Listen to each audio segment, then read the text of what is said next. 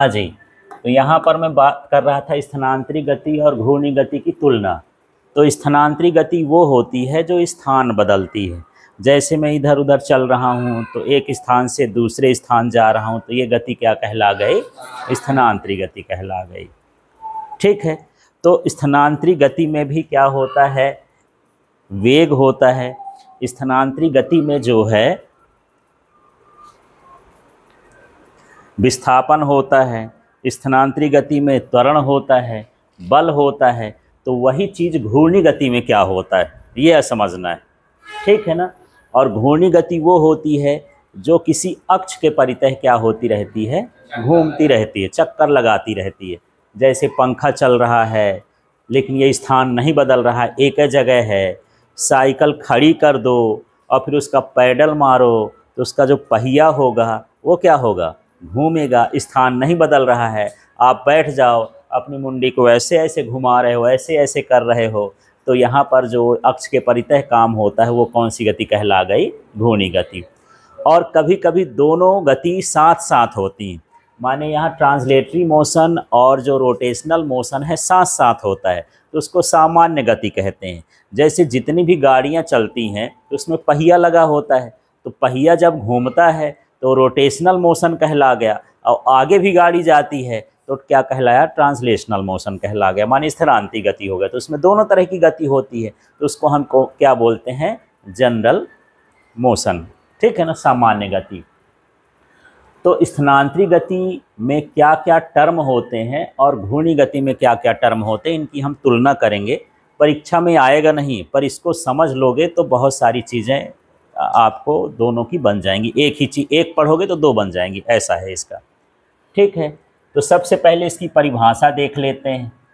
दृढ़ पिंड के सभी कण एक साथ समान वेग से गति करते हैं, है ना। तो कोई भी जो रिजिड बॉडी है, दृढ़ पिंड है, ये एक सारे जो ये बहुत सारे कण बने होंगे ना, तो सारे कण कैसे गति करते हैं? एक साथ गति करते हैं। उनमें जो मोशन होता है सबका कैसा होता है? एक साथ होता है। तो हम उसे क्या बोलेंगे? स्थानांतरी गति। जैसे पृथ्वी घूम रही है उसके साथ साथ हम भी घूम रहे हैं, तो इसके जितने सारे कण हैं एक साथ ही चल रहे हैं, इसलिए हमको गति का पता नहीं चल रहा है। जैसे मैं इस पेन को चलाऊं तो इसमें जितने कण होंगे सब तो एक साथ जा रहे हैं, अलग अलग नहीं जाते हैं। ठीक है। तो उसे हम क्या बोलते हैं? स्थानांतरीय गति। अब यहाँ पर जब कोई पिंड किसी स्थिर अक्ष के परितः चक्कर लगाता है, अब कोई अक्ष हो गया जिसके सहारे कोई वस्तु क्या होती है? घूमती है, चक्कर लगाती है, तो क्या कहलाती है? घूर्णी गति कहलाती है, रोटेशनल मोशन कहला गया है। ठीक। अब इसमें जैसे बात करते हैं विस्थापन की, तो इसमें क्या होता है? विस्थापन, डिस्प्लेसमेंट। इसमें क्या होता है? डिस्प्लेसमेंट। और डिस्प्लेसमेंट को हम जो है एस से, एक्स से, आर से, बहुत सारी चीज़ों से डिनोट करते हैं। कोई ज़रूरी नहीं कि यहाँ पर एस लिखा है तो एस ही लिखना है। तो जो इसमें विस्थापन होता है वही इसमें क्या होता है? कोणीय विस्थापन, एंगुलर डिस्प्लेसमेंट। और एंगुलर डिस्प्लेसमेंट का जो सिंबल है वो क्या होता है? थीटा होता है। इन दोनों का रिलेशन की बात करें तो जो एस बराबर होता है वो क्या होता है? Theta R. माने ये कौन सा विस्थापन कहलाया? एक तरह का रेखी विस्थापन। यदि विस्थापन के साथ कुछ नहीं लिखना है तो रेखी, लीनियर डिस्प्लेसमेंट कहला गया। ठीक है। जिसमें एक सरल रेखा में गति करती है तो उसको हम क्या बोलते हैं? विस्थापन। तो कोणीय विस्थापन, आर का मतलब यहाँ जितना भी आएगा घूर्णी गति में वो अक्ष से क्या कहलाएगी? दूरी। जैसे मान लो यहाँ पर ये अक्ष हो गया और कोई कण इसके सहारे घूम रहा है, तो ये क्या कहलाएगा? उसका आर कहला जाएगा। समझ में आ गया? तो आर का मतलब क्या है? अक्ष से दूरी भी बोलते हैं, और इसको क्रिया रेखा की दूरी भी बोलते हैं, है ना, एक्शन लाइन भी बोलते हैं, और इसको आघूर्ण की भुजा भी बोलते हैं, मोमेंट ऑफ आर्म। तो क्या क्या नाम हो गया यार? अक्ष से दूरी और क्रिया रेखा और आघूर्ण भुजा। क्या बोलते हैं? आघूर्ण भुजा, मोमेंट ऑफ आर्म। ठीक है, क्लियर हो गया ये? तो इस तरह से है। तो यदि आपको ये समझना है कि रेखी गति में एस से डिनोट करेंगे, विस्थापन कहेंगे, तो वही घूर्णी गति में उसको क्या कहेंगे? कोणीय विस्थापन। विस्थापन दोनों में होता है, वेग दोनों में होता है, त्वरण दोनों में होता है, बल दोनों में होता है, कार्य भी दोनों में होगा। शक्ति भी दोनों में होगा, सब कुछ दोनों में होगा, बस उसके लिए कुछ सूत्र अलग अलग है। ठीक है, अब हम दूसरा देखते हैं, ये क्या कहलाया, वेग, है ना, वेलोसिटी। तो वेलोसिटी को हम डिनोट करते हैं ds/dt, माने विस्थापन में परिवर्तन की दर, rate of change of displacement. विस्थापन में परिवर्तन की दर को वेग कहते हैं। अब यही जब उसमें चला जाता है घूर्णी गति में, तो उसके आगे क्या जुड़ जाता है, कोणीय वेग। ठीक है, और है ना, एंगुलर वेलोसिटी हो गई। और यहाँ पर जो है s है, ये विस्थापन है, तो इसमें क्या आ जाएगा, कोणीय विस्थापन, है ना। यहाँ पर क्या था, ds था, s का रोल क्या कर रहा है, थीटा, माने इस सूत्र में जहाँ जहाँ s आएगा उसकी जगह आप क्या लिखोगे, थीटा। घूर्णी गति में वही s क्या हो जाता है, थीटा हो जाता है। अब इसको क्या बोलेंगे यार, जैसे इसका परिभाषा बोलो, वेग में परिवर्तन की दर, rate of change of velocity. और यहाँ पर क्या बोलोगे, कोणीय विस्थापन में, ये वेग में परिवर्तन की दर नहीं है, ये किसका है, विस्थापन में परिवर्तन की दर। तो ये क्या कहलाएगा, कोणीय विस्थापन में परिवर्तन की दर, है ना, rate of change of angular displacement. ठीक, और यदि इसका रिलेशन देखें तो इसको तो प्रूव करने के लिए भी आता है कि रेखीय वेग और कोणीय वेग में संबंध निकालिए। इंपॉर्टेंट क्वेश्चन है और इसको मैं करवाया भी हूँ। v = हम क्या निकालते हैं, ओमेगा यार। v का मतलब लीनियर वेलोसिटी, रेखीय वेग, और ओमेगा का मतलब क्या है, कोणीय वेग, एंगुलर वेलोसिटी। हाँ, ये क्लियर हो गया इतना। अगला पार्ट देखो, ये क्या है, त्वरण, एक्सेलरेशन, है ना। तो इसको हम किससे डिनोट करते हैं, a से। ये dv/ क्या हो गया, dt, है ना। तो हम इसको क्या बोलेंगे, अब ये क्या हुआ, वेग में परिवर्तन की दर। इसको क्या पढ़ेंगे, वेग में परिवर्तन की दर। परिभाषा बनती जा रही है आपसे, है ना, सबकी क्या है, आपको डिफिनेशन बन जाएगी। तो इसको बोलेंगे वेग में परिवर्तन की दर को त्वरण कहते हैं, rate of change of velocity. ठीक है, अब यहाँ पर आपको दिख नहीं रहा है, मैं इसको थोड़ा ओवर राइट कर देता हूँ। ये क्या लिखा है, कोणीय त्वरण।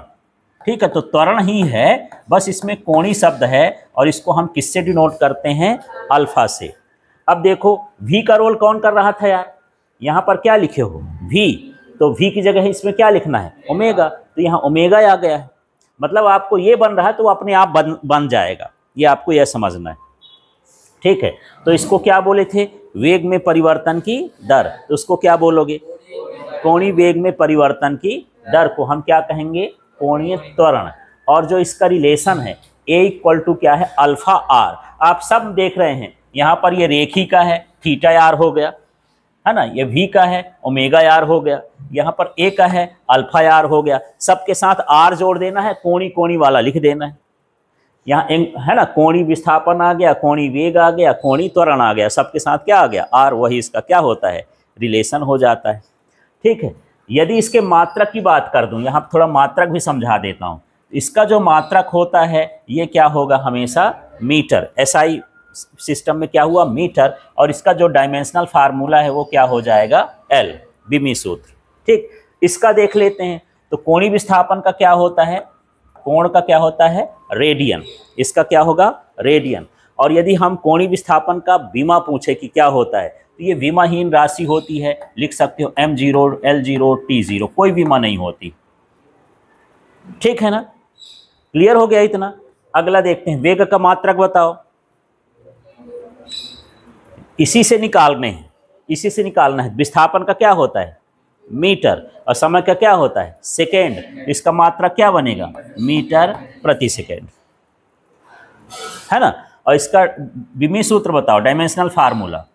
मीटर का क्या हो जाएगा, L, और समय का क्या हो जाएगा, टाइम, है ना, T। तो T है, अपॉन में है तो -1, ये इसका विमी सूत्र बन गया, है ना। अब पूछे कि यार कोणीय वेग का विमी सूत्र, परिभाषा तो बन गया, उसका मात्रक भी बताओ, विमी सूत्र भी बताओ।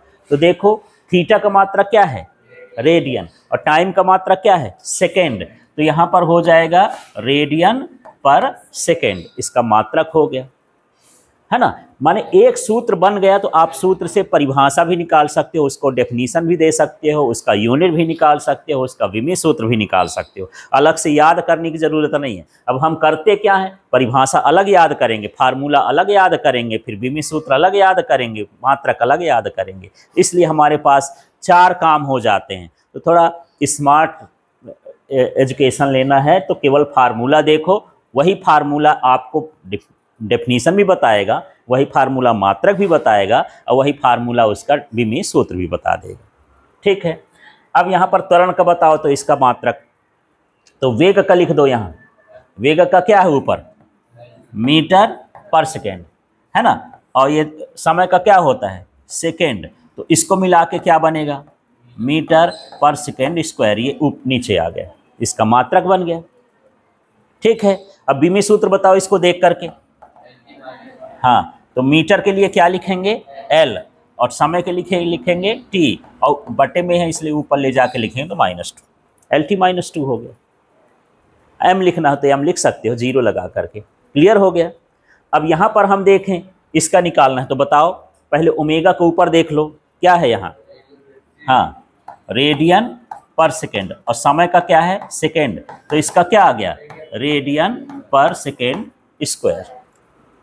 ठीक। और सीधा सा है, यहाँ पर जो काम L का है वही काम वहाँ पर रेडियन का है। रेडियन का विमी सूत्र कुछ नहीं होता, है ना, किसका होता है, समय का। तो इसका क्या हो जाएगा, T -2।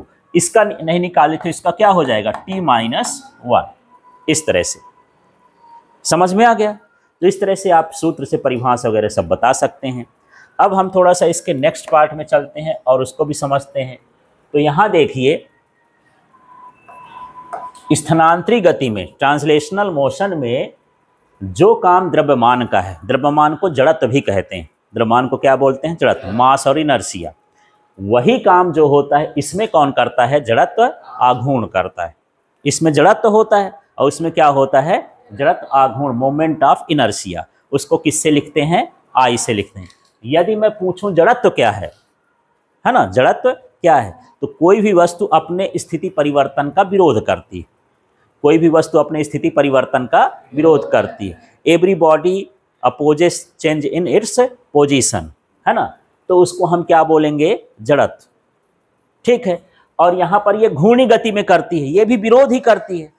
कोई भी घूमती हुई वस्तु अपने स्थिति परिवर्तन का क्या करती है, विरोध करती है। Rotating body opposes change in its position, है ना, तो वो क्या कहलाएगा, जड़त्व आघूर्ण। मतलब इसमें जो परिभाषा है वही परिभाषा इसमें भी है, बस वो घूमने वाली वस्तु के लिए है और ये चलने वाली वस्तु के लिए। ठीक है। और इसको हम किससे लिखते हैं, M से। इसको हम किससे लिखते हैं, I से। और I बराबर ये होता है mr²। अभी एक टेबल बनाए हो, उसमें लिखे हो जड़त्व और जड़त्व आघूर्ण में अंतर क्या है, एक टेबल लिखे हो ना, है ना। तो जड़त्व का मतलब किस में है, स्थानांतरित गति में। इसका यूज यहाँ पर है, इसका यूज यहाँ नहीं है। और घूर्णी गति में किसका महत्व है, जड़त्व आघूर्ण का। ठीक है ना। तो जैसे जैसे गति होती वहां पर उसका इंपॉर्टेंस है। जैसे इस पेन का मतलब बोर्ड से है, इस बोर्ड से अपने कॉपी में लिखोगे तो नहीं लिख रहा रहेगा, तो इसका महत्व इस बोर्ड के लिए है, और तुम्हारी पेन का महत्व जो है तुम्हारी कॉपी के लिए है। ऐसे ही है कि जड़त्व का महत्व किसके लिए है, स्थानांतरित गति, ट्रांसलेशनल मोशन के लिए, और जड़त्व आघूर्ण का किसका है। एक अंतर ये हो गया। दूसरा अंतर लिख सकते हो, इसको m से दर्शाते हैं और उसको किससे दर्शाते हैं, I से। It is denoted by m and it is denoted by I। ठीक है। तीसरा अंतर लिख सकते हो कि इसका मान जो है नियत होता है, m भर है ना, इसका मान क्या है, फिक्स है, कांस्टेंट है।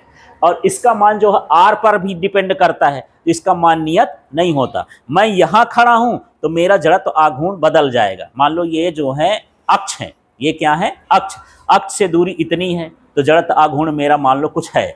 फिर मैं दूर चला गया तो जड़त्व आघूर्ण बदल जाएगा। अक्ष से दूरी बदली तो जड़त्व आघूर्ण भी बदल गया, मोमेंट ऑफ इनर्शिया भी बदल गया। अब द्रव्यमान की बात करते हैं। मैं यहाँ हूँ, 50 किलोग्राम का हूँ, यहाँ जाऊँगा, घट बढ़ गया क्या, वही रह गया। तो जो जड़त्व होता है, द्रव्यमान होता है, फिक्स होता है, वो फिक्स नहीं होता है। इस तरह से इसकी डिफरेंस बता सकते हो।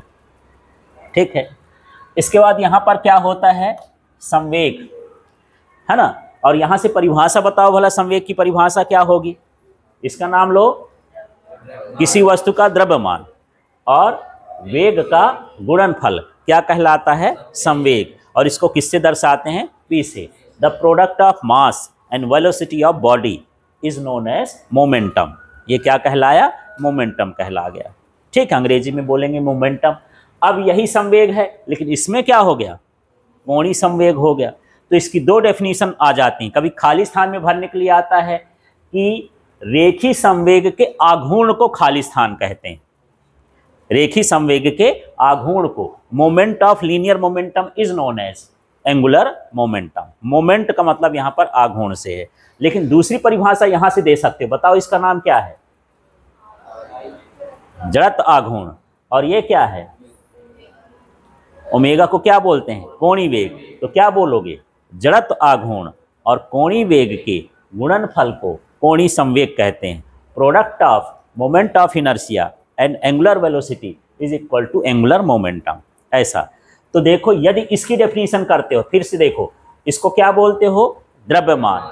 इसको क्या बोलते हो? जड़त्व आघूर्ण, है ना। इसको क्या बोलते हो? वेग।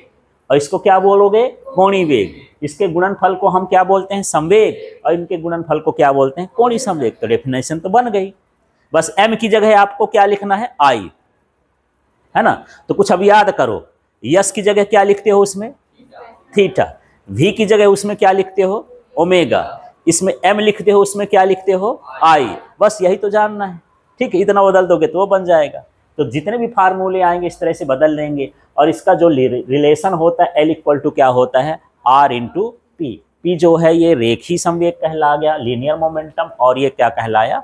कोणीय क्या? संवेग। ठीक है ना, एंगुलर मोमेंटम। इनका ये रिलेशन हो गया। ठीक है, क्लियर हो गया। अब हम बात करते हैं यहाँ पर बल की, है ना। तो जो बल होता है, फोर्स होता है, तो पहले पढ़ चुके हैं, जो किसी वस्तु में त्वरण उत्पन्न कर दे। किसी वस्तु में क्या उत्पन्न कर दे? त्वरण, है ना। त्वरण का मतलब उसकी गति बदल दे। त्वरण का मतलब क्या है? गति, है ना। इस परिभाषा से दे सकते हो। ए माने क्या हो गया? त्वरण, एक्सेलरेशन। और एम माने क्या हो गया? वस्तु, द्रव्यमान कहना चाहिए। तो वह बाह्य कारक जो किसी वस्तु में क्या उत्पन्न कर दे? त्वरण, उसे हम क्या कहते हैं? बल कहते हैं। और दूसरी परिभाषा है, जो किसी का आकार बदल दे, साइज बदल दे, किसी का शेप बदल दे, आकृति बदल दे, किसी की दूरी बदल दे, स्थिति बदल दे, वो सारा क्या कहलाता है? बल। लेकिन सूत्र के हिसाब से जो त्वरण बदल दे, है ना। इसके हिसाब से वह बाह्य कारक जो त्वरण को, किसी वस्तु के त्वरण में परिवर्तन कर दे, उसे हम क्या कहते हैं? बल कहते हैं। The external agent which changes acceleration of a body is known as force. ठीक है, तो ये F इक्वल टू ma हो गया। तो इसी तरह से उसकी परिभाषा बताओ। बल आघूर्ण क्या है? किसी घूर्णी करती हुई वस्तु में त्वरण, कोणीय त्वरण उत्पन्न कर दे। घूर्णी करती हुई वस्तु, घूर्णी वस्तु में क्या कर दे? कोणीय त्वरण। या सीधे लिख सकते हो कि वह बाह्य कारक जो किसी वस्तु में कोणीय त्वरण उत्पन्न करता है। इसमें क्या लिखते हो? त्वरण। और इसमें क्या लिखोगे? कोणीय त्वरण, एंगुलर, है ना। तो the external agent which changes angular acceleration of a body is known as torque. तो ये टॉर्क का हो गया, टाउ इक्वल टू। अब यहां से बना सकते हो, m को क्या लिखा जाता है? m को क्या लिखा जाता है? I। तो यहाँ पर क्या हो गया? I। इसमें त्वरण को क्या लिखते हैं? अल्फा। तो I इस ये बनता है, तो इसमें सूत्र बदल देना। हाँ भाई, m इसका सूत्र ma है, तो m का मतलब क्या है? I। घूर्णी गति में क्या है? I। और इसमें क्या है? a। ठीक है, तो इस तरह से टाउ इक्वल टू क्या हो गया? I alpha. इसमें बल है, बल आघूर्ण है। यदि साधारण परिभाषा समझ ले, सूत्र के हिसाब से न चले, तो जो बल किसी वस्तु को घुमा दे, जो बल किसी वस्तु को क्या करे? घुमा दे, उसे क्या कहते हैं? बल आघूर्ण, घुमाने वाला। ठीक है ना। Turning force is known as torque. ऐसा। और ये रिलेशन है tau equal to R into F। तो टाउ माने बल आघूर्ण और F माने क्या है? बल। इनके बीच का ये क्या होता है? रिलेशन होता है, संबंध हो जाता है। ठीक है, अब इसका गुड मॉर्निंग, इसका द्वितीय नियम भी देख लेते हैं यार। तो F इक्वल टू क्या होता है? dP upon dt। इसका द्वितीय नियम, माने इसको हम बोलते हैं, ध्यान से सुनना, ये है संवेग और ये है समय। संवेग में परिवर्तन की दर किसके बराबर होता है? बल के बराबर। क्या बोलोगे? संवेग में परिवर्तन की दर ये किसके बराबर होता है? बल के बराबर होता है। ठीक है, the rate of change of momentum is equal to the force. तो ये क्या कहलाया? द्वितीय नियम कहला गया, न्यूटन का द्वितीय नियम है।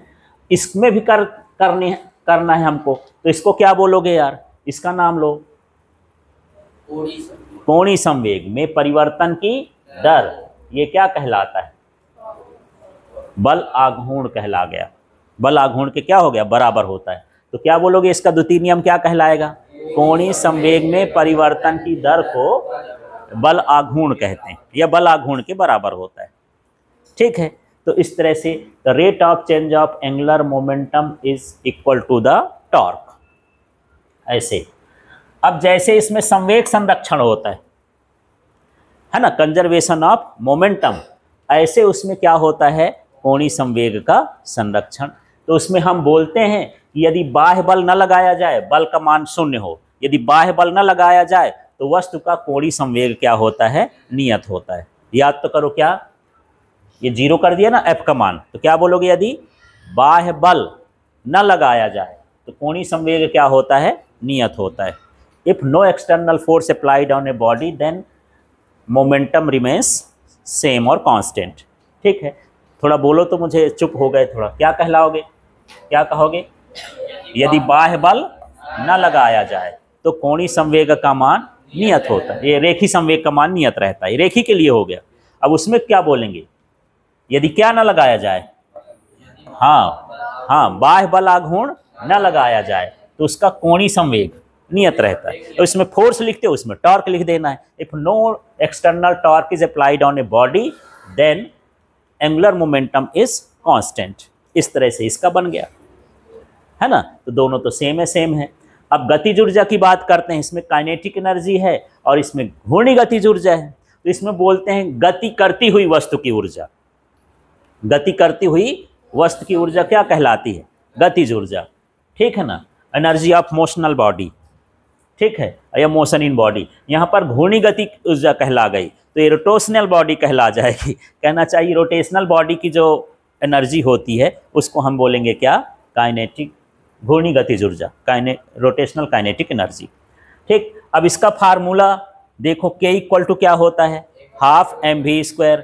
अब संयोग से मिट गया है, बढ़िया, मैं और मिटा देता हूँ। अब बताओ, इसी से आपको ये पता है उसका सूत्र बनाना है, तो क्या बनाओगे? हाँ, K ही रहेगा और हाफ भी रहेगा। M का रोल इसमें क्या करता है? I, तो I हो गया। V का रोल कौन करता है? ω²। ये इसकी ऊर्जा आ गई। कोई भी सूत्र हो, M की जगह I लिख दो, V की जगह ω लिख दो, S की जगह थीटा लिख दो, A की जगह अल्फा लिख दो, वो सब घूर्णी में बदल जाएगा, है ना। अब हम आ जाते हैं यहाँ पर कार्य में। तो बल और बल की दिशा में किया गया विस्थापन क्या कहलाता है? कार्य। ठीक है, बल और बल की दिशा में विस्थापन का गुणनफल क्या कहलाएगा? कार्य। ठीक है, तो थोड़ा बोलो तो परिभाषा। बल और फिर बल की दिशा में विस्थापन, बल की दिशा में किया गया विस्थापन का गुणनफल क्या कहलाएगा? कार्य। The product of force and displacement in the direction of force is known as work. ऐसा हो जाएगा। ठीक, इसी तरह से इसमें क्या बोलोगे यार? अब बताओ। हाँ, बल आघूर्ण और बल आघूर्ण की दिशा में किया गया कोणीय विस्थापन। इसमें विस्थापन भर बोलते थे, उसमें क्या हो जाएगा? कोणीय विस्थापन क्या कहलाता है? कार्य, वर्क। दोनों में वर्क को W से ही डिनोट करते हैं। तो the product of torque and the angular displacement in the direction of torque is known as work. ऐसा सिंपल सा है। ठीक है, अब यहां पर हम शक्ति की बात करते हैं यार, पावर। तो शक्ति क्या है बताओ? यहां से देख सकते हो, इसमें W भी लिख देते हैं, dt भी लिख देते हैं। इसको बोलते हैं कार्य करने की दर। कार्य करने की दर को हम क्या बोलेंगे? शक्ति कहते हैं। तो यहाँ पर क्या हो जाएगा? किसी बल द्वारा कार्य करने की दर को हम क्या कहते हैं? शक्ति। क्या बोल दिया मैं? किसी बल द्वारा, हाँ, कार्य करने की दर को हम क्या कहते हैं? शक्ति कहते हैं। तो यहाँ पर ये हो जाएगा rate of work done, rate of work done by the force is known as power. ठीक है, तो इसका बताओ अब क्या हो जाएगा? किसी बल आघूर्ण द्वारा, इसमें बल बोलते हो, इसमें क्या बोलोगे? बल आघूर्ण द्वारा कार्य करने की दर को क्या कहते हैं? हाँ, शक्ति कहते हैं। ये क्या कहलाया? शक्ति, पावर कहला गया। ठीक है, तो इस तरह से dW/dt होता है। यदि इसको थोड़ा आगे बढ़ाएं, सूत्र देखो, W को हम Fs लिखते हैं, माने कार्य बराबर होता है बल गुणे विस्थापन। ये आया है ना, इसी सूत्र को लिख दिए। और S/T क्या होता है? विस्थापन बटे समय क्या होता है? वेग, v वेलोसिटी। F इंटू क्या हो गया? v, उसका भी लिख दिए। अब इसमें वही चीज़ है कि ये W को हम यहाँ क्या लिखे हैं? टाउ थीटा, और θ/t माने विस्थापन बटे समय, कोणीय विस्थापन बटे समय क्या होता है? कोणीय वेग। तो ये हो जाएगा T ω। इतना क्लियर हुआ। अब आगे जैसे हमारे 3 समीकरण होते हैं गति के, तो ऐसे ही 3 समीकरण किसके होते हैं? घूर्णी गति के। इसको भी बदल सकते हैं। ठीक है, तो यहाँ देखो, जो फर्स्ट इक्वेशन है वो है v = u + at, है ना। अब यहाँ से वहाँ मत जाओ, v को क्या लिखते हैं? ये ओमेगा लिखते हैं, v को ओमेगा लिख दिए। इसमें लिखते हैं प्रारंभिक वेग को, इनिशियल वेलोसिटी को u, और उसमें ओमेगा नॉट। जब ये 0 लगाते हैं तो उसको क्या पढ़ते हैं? Not, omega naught. ठीक है, और प्लस यहाँ क्या लिखा है? a, वहाँ पर क्या बदल जाएगा? अल्फा। टाइम तो सबके लिए एक जैसा है, टाइम में कोई फर्क नहीं। ठीक, इसी तरह से ये सेकेंड समीकरण है, द्वितीय समीकरण है। तो s = क्या है? ut + ½ at²। s का रोल देखो इसमें, घूर्णी गति में क्या करेगा? थीटा, वही लिखा हूँ ना। इसके बाद u है, u का रोल ओमेगा नॉट था ना, तो ये हो गया ओमेगा नॉट, और साथ में क्या है? t। प्लस है तो प्लस है, और ये हाफ हो गया, और यहाँ एक ही जगह क्या है? α/t²। तो एक और यहाँ पर थर्ड इक्वेशन में यहाँ पर लिख देता हूँ, है ना। थर्ड इक्वेशन ऑफ मोशन क्या होता है? 2as = क्या हो गया? v² - u²। इसी चीज को उसमें बदलना है, तो क्या हो जाएगा? ये बताओ आप। 2 यहाँ पर क्या हो जाएगा? a की जगह अल्फा, s की जगह थीटा, और ये क्या हो जाएगा? v² ω² हो जाएगा। हाँ, v की जगह क्या हो जाएगा? हाँ, ये हो गया ω² माइनस, हाँ, ω0 या ω0 का स्क्वायर। ये थर्ड इक्वेशन बन जाएगा, है ना। तो इस तरह से कंपैरिजन है। तो यदि आपको रेखी वाले सारा कुछ बनते हैं, चाहे परिभाषा हो, है ना, या फिर उसका सूत्र हो, मात्रक हो, सारा कुछ किस में बदल सकते हो? कोणी वाले में बदल सकते हो। ठीक, तो यहाँ से ये चैप्टर समाप्त होता है। अगला चैप्टर अभी हम